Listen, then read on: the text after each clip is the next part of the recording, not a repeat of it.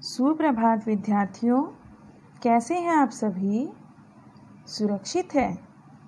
तो चलिए आज हम पाठ 3 पढ़ेंगे। सभी विद्यार्थी पाठ 3 निकालें। क्या आप सभी इन्हें जानते हैं? आप सभी ने इन्हें टीवी पर भी देखा होगा, मोबाइल्स पर भी देखा होगा। जी हाँ, ये हैं लता मंगेशकर जी। तो आज हम इन्हीं के बारे में अध्ययन करेंगे। पाठ 3, भारत की स्वर कोकिला लता मंगेशकर।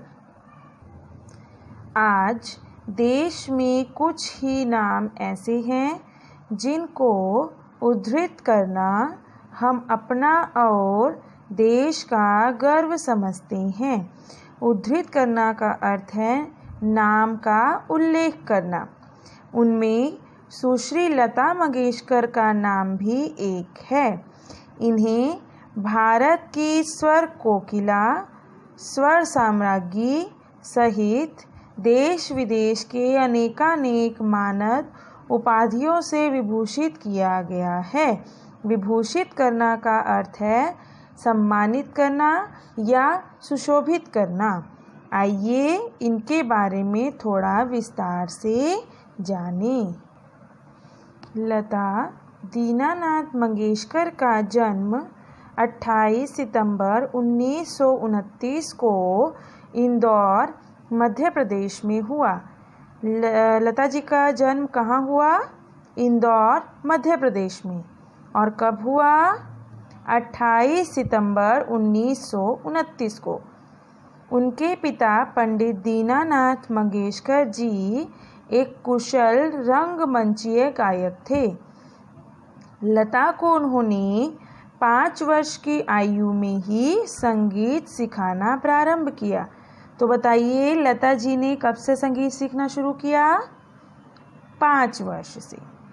उनके साथ ही उनकी बहनें आशा, उषा और मीना भी संगीत सीखती थी। लता जी की कितनी बहनें थीं? 3। कौन कौन सी? आशा, उषा और मीना। यह क्रम अधिक दिनों तक नहीं चल सका। वर्ष 1942 में लता जी के पिता की मृत्यु हो गई। लता जी के पिता की मृत्यु कब हुई थी? 1942 में। परिवार पर मानो दुखों का पहाड़ टूट पड़ा। तब लता की उम्र केवल 13 वर्ष की थी।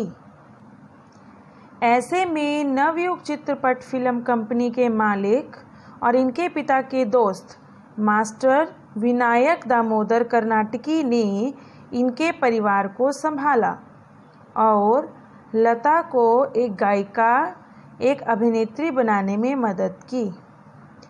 यद्यपि लता जी का जन्म इंदौर में हुआ, किंतु उनकी परवरिश महाराष्ट्र में हुई। लता जी का जन्म कहाँ हुआ था? इंदौर में। और उनकी परवरिश कहाँ हुई थी? महाराष्ट्र में। उनके पिता की इच्छा लता को फिल्मी गाना गवाने में नहीं थी, किंतु आगे चलकर पारिवारिक जिम्मेदारियों के चलते उन्हें यह कैरियर अपनाना पड़ा। लता जी ने वर्ष 1948 में पार्श्व गायकी के क्षेत्र में कदम रखा। तब उस समय उनकी तुलना उस समय की प्रतिष्ठापित गायिकाओं, प्रतिष्ठापित का अर्थ होता है जमी जमाई, यानी ऐसी गायिकाएं जिनका बहुत प्रभाव पड़ता था, नूरजहां, अमीर बाई कर्नाटकी, शमशाद बेगम, राजकुमारी आदि से की जाती थी, जिनकी तूती बोलती थी। तूती बोलना एक मुहावरा है जिसका अर्थ होता है प्रभाव पड़ना। यानी ये जितनी भी गायिकाएं थी, इन सब की गायिका का खूब प्रभाव पड़ता था और इन सब की तुलना किससे की जाने लगी थी? लता जी से। शेष अध्याय हम लोग अगली वीडियो में पढ़ेंगे। धन्यवाद।